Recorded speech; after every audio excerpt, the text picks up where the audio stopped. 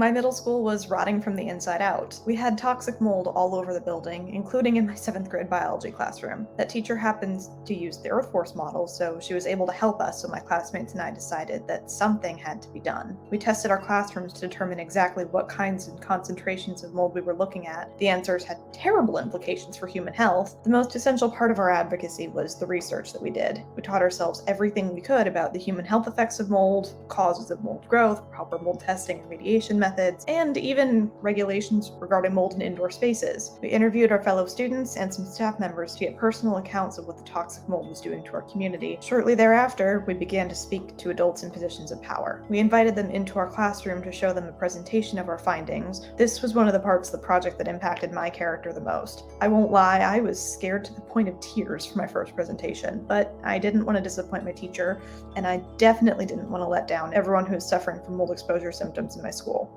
Eventually, I got used to public speaking and even learned to enjoy it. Each presentation led to the next, and each person we met with was kind enough to recommend the next stakeholder we should reach out to. After speaking to one of our state senators, a bill was drafted that would address the issue of mold in public schools all across Virginia. The rest of Standing for Tomorrow and I were invited down to Richmond to testify on behalf of our bill. It was terrifying, but it paid off, and our bill was signed into law in April 2020, 18 months after our mold journey began in our 7th grade biology classroom.